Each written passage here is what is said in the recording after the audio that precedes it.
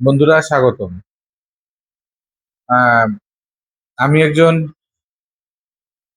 Traveller.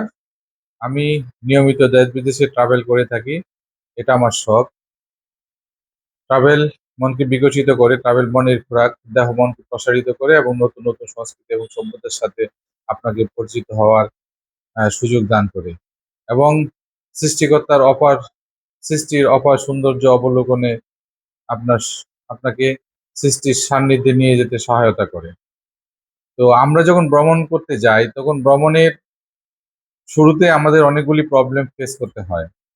তো এই ধরনের প্রবলেমগুলি যাতে না হয় সেই অভিজ্ঞতা থেকে, আমার এই অভিজ্ঞতা থেকে আমি আজকে ছোট্ট একটা ভিডিও তৈরি করব। আমি একটা নতুন পেজ খুলেছি এবং এই পেজের উদ্দেশ্য হলো যারা ভ্রমণ করে, ভ্রমণ পছন্দ করে তাদের জন্য ভিডিও তৈরি করা এবং তাদেরকে সচেতন করা এবং তারা যাতে এই ধরনের প্রবলেম ফেস না করে এই ব্যাপারে তাদেরকে অ্যাওয়ারনেস করা।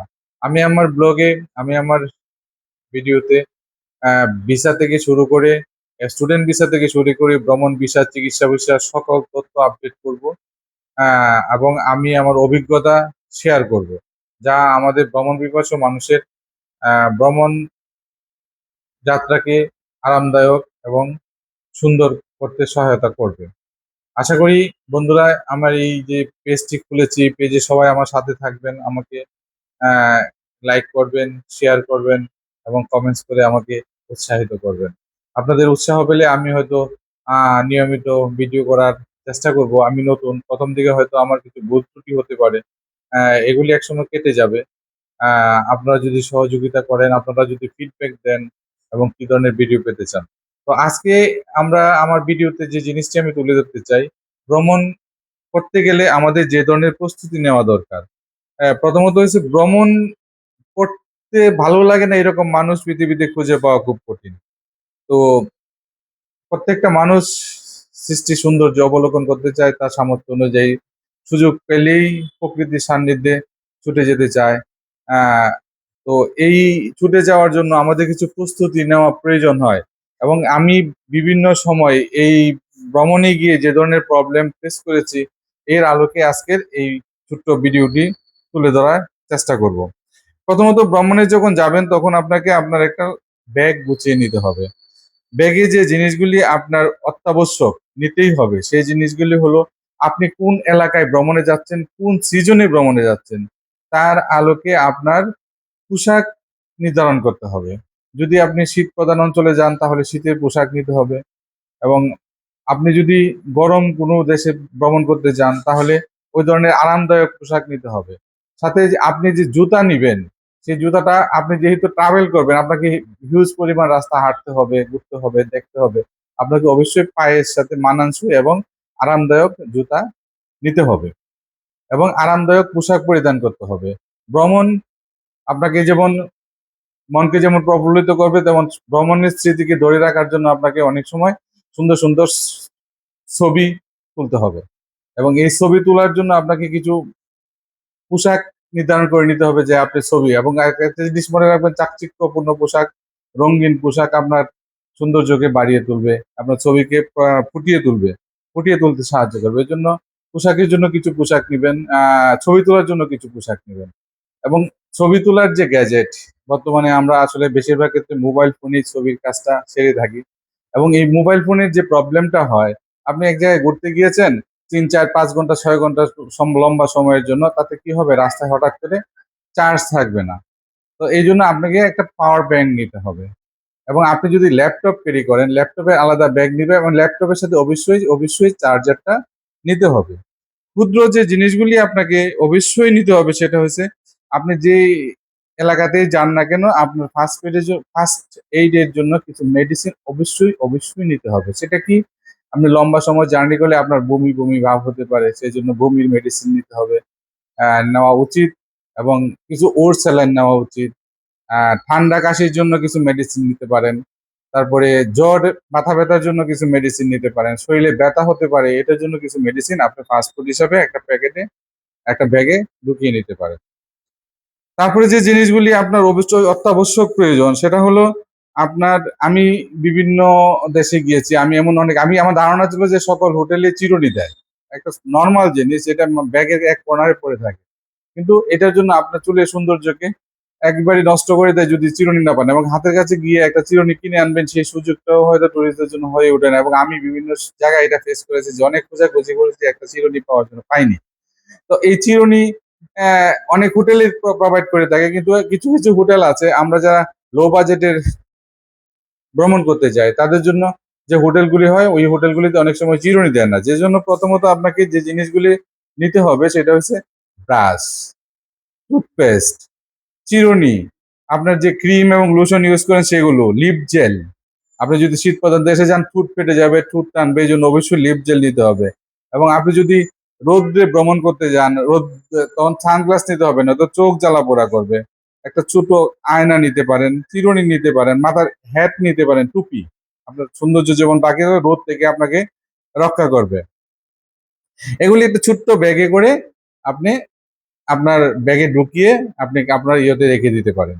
তারপরে কি, আপনি যদি পুরুষ হয়ে থাকেন তাহলে কি হবে, তাহলে আপনি যদি রেগুলার শেভ করেন তাহলে আপনাকে অবশ্যই রেজার এবং শেভিং ক্রিম নিতে হবে করার জন্য। এবং আপনি বাহিরে পড়ার জন্য এক জোড় স্যান্ডেল অবশ্যই নেবেন। আর আপনি যদি মহিলা ট্রাভেলার হয়ে থাকেন তাহলে অবশ্যই আপনার কস্টিউম এবং কসমেটিক্স অবশ্যই একটা ছোট্ট পার্সে ঢুকিয়ে আপনার লাগেজে ঢুকিয়ে নেবেন। আর আপনি যদি পাহাড়ি এলাকায় ভ্রমণে যান তাহলে অবশ্যই স্যান্ডেল নিবেন। এবং অবশ্যই মশা থেকে বাঁচার জন্য, মশা এবং কীটপতঙ্গ থেকে বাঁচার জন্য আপনাকে অবশ্যই স্প্রে নিতে হবে। এই কীটনাশক দূর করে, কীটনাশক আপনাকে এরকম কোনো স্প্রে অবশ্যই আপনাকে কিনে নিয়ে যেতে হবে। এটা আপনাকে এই মস্কিটো থেকে এবং আপনাকে এবং বিভিন্ন পোকামাকড়ের হাত থেকে আপনাকে রক্ষা করবে।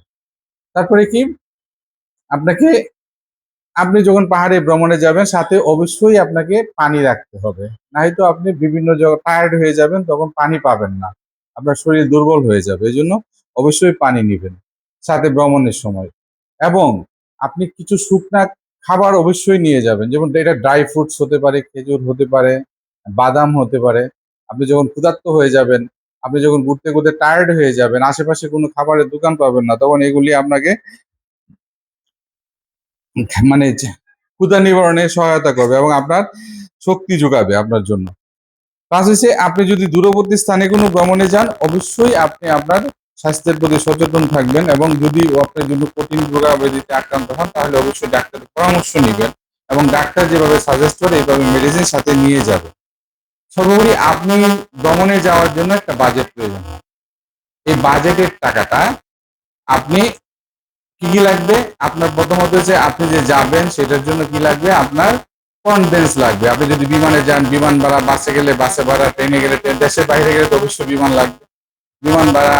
এবং আপনি যে হোটেলে থাকবেন হোটেল ভাড়া, তারপরে যে লোকাল ট্রান্সপোর্ট, আপনি যে বিভিন্ন স্পটে যাবেন সেই স্পটগুলির ভাড়া, প্লাস হচ্ছে আপনার বিভিন্ন জায়গায় গেলে আপনার যে লোকাল ফুড টেস্ট করবেন, স্ট্রিট ফুড যেটাকে বলি আমরা, বিভিন্ন টেস্ট করবেন, ওটার খরচ, সব মিলে একটা বাজেট নিতে হবে। এবং এই বাজেটের টাকাটা আপনি আপনার সাথে নিয়ে যাওয়ার সময় অবশ্যই একটা জায়গায় রাখবেন না, কিন্তু বিভিন্ন পোর্শনে পোর্শনে ভাগ করে করে রাখবেন। যেমন একটা পোর্শন আপনার সাথে রাখবেন পার্সে, একটা পোর্শন রাখলেন আপনি আপনার লাগেজে, একটা পোর্শন রাখলেন আপনি হোটেলে কোনো যে সেলফ থাকে সেলফে।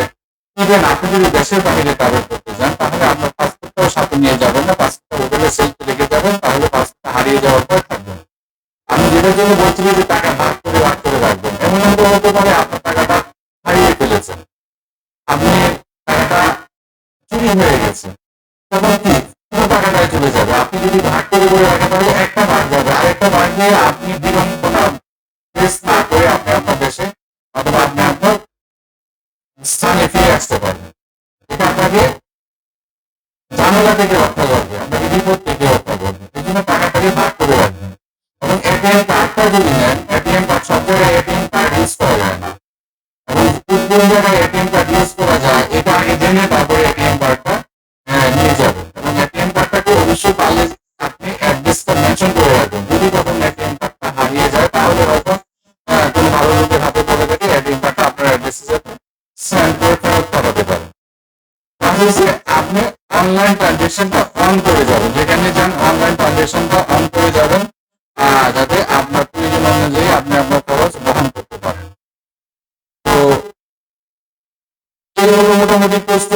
প্রস্তুতি নিয়ে যদি যান তাহলে আপনি আপনার ঝামেলা অনেকটাই মোকাবেলা করতে পারবেন এবং আরো ঝামেলা পুরো ভ্রমণে গিয়ে আপনাকে ওই ধরনের আর কোনো ঝামেলা আপনার করতে হবে না আশা করি। এই জন্য আপনাদের সাথে আজকে ভাবলাম যে একটা ভিডিও করি এটার উপরে। ভবিষ্যতে এটা নিয়ে আমি আরো 4-5টা ভিডিও করার চেষ্টা করবো যদি আপনাদের ফিডব্যাক ভালো পাওয়া যায়। আমি একজন নতুন আহ, বলতে গেলে নতুন আমি একটা পেজ খুলেছি। আমি চেষ্টা করেছি যে সোশ্যাল মিডিয়ায় আমার আমার যে ভ্রমণ অভিজ্ঞতাগুলো এগুলো শেয়ার করবো এবং আমার ভ্রমণের যে বিশাল মজার মজার স্মৃতি আছে সেগুলো শেয়ার করবো, যেটা আপনাদের ভ্রমণকে অনুপ্রাণিত করবে এবং ভ্রমণ আমার অভিজ্ঞতা আপনার ভ্রমণকে আরো আরামদায়ক হতে সহায়তা করবে। তো আশা করি আপনারা সবাই আমাকে সহযোগিতা করবেন। সহযোগিতা করার অনুরোধ করলো, আমাকে অবশ্যই ফলো করবেন আশা করছি, অনুরোধ করছি। তাতে হয়তো আমিও অনুপ্রাণিত হব আমি আমার কাজটাকে সামনে এগিয়ে নিতে। আমার সাইডে কখনোই কোনো রাজনীতি নিয়ে কোনো আলোচনা হবে না এবং সমাজকে বিশৃঙ্খল পরিস্থিতি তৈরি করে এই ধরনের কোনো আলোচনায় আমি যাব না। আমার কাজই হচ্ছে ট্রাভেলিং করা। তারপরে আমি ট্রেনার ছিলাম, আমি ফিনান্সিয়াল প্রতিষ্ঠানের ডিরেক্টর ছিলাম। তো সুতরাং আমার ওই অভিজ্ঞতা নিয়েও আমি একসময় ভিডিও করব আশা করছি। আমি ট্রেনিং সেশন নিয়ে ভিডিও করব, সামাজিক বিষয় নিয়ে ভিডিও করব, অর্থনীতি নিয়ে ভিডিও করব, কিন্তু রাজনীতি আমার কোনো উপজীব্য বিষয় নেই, আমি এদিকে যাব না। তো আমার মেইন যে আমার পেশনের জায়গা সেটা হচ্ছে আমার বর্তমানে আমার ট্রাভেলিং। সুতরাং আমি ট্রাভেলিং নিয়েই ভিডিও করবো, আপনাদের সহযোগিতা চাই। ধন্যবাদ। আবার দেখা হবে অন্য কোনো ভিডিওতে। শুভরাত্রি।